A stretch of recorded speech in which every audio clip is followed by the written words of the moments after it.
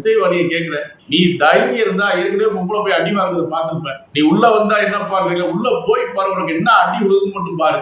எப்படி கோயில்ல உனக்கு என்ன அடி விழுகு நீ மட்டும் தைரியமா உள்ள போய் பாரு. ஏன்னா அவங்க அடிக்கிறாங்கன்னா அது தப்பு இல்லை. அந்த சமுதாயத்தின் சடங்குகளையும் நீ மீறி வந்தா கண்டிப்பா ஏற்கனவே ஒரு பெண் போய் அந்த பெரிய சர்ச்சையாச்சு. அந்த பெண்ணை அடிச்சது அதே அடி 100 மடங்கு இசைவாணிக்கு விழுது. அந்த பொண்ணு பாடும் போதே சிலுவையை போட்டுட்டு பாடுது, கழுத்துல சிலுவையை போட்டுட்டு. அதாவது இது ஒரு மதத்தை நீ சார்ந்து போயிட்டீங்கன்னா இந்த மதத்துக்குள்ள இருக்க கலாச்சாரமும் கல்ச்சரும் ஒரு இன்னொரு மதத்துக்கு மதம் வேறுபடும். இந்துவா பிறந்துட்டு, அதாவது ஒரு உண்மையான ஒரு கிறிஸ்தவனோ இல்ல ஒரு உண்மையா ஒரு இஸ்லாத்தை ஃபாலோ பண்றவங்க கண்டிப்பா இந்து மதத்தை காயப்படுத்தி பேச மாட்டாங்க. இங்க இருந்து போற சில பொறுக்கிகள் இருக்குல்ல, எங்களுக்கு ஆன்மீகம்ன்றது அந்த கலாச்சாரத்தை பின்பற்றிதான் ஆகணும். இவங்கெல்லாம் சொல்றதெல்லாம் நாங்க எடுத்துக்கிற முடியாது. அதாவது எங்க கலாச்சாரத்தை இதை டிஸ்டர்ப் ஆகி இந்து மத விஷயங்களையே நீங்க விமர்சனப்படுத்தணும்.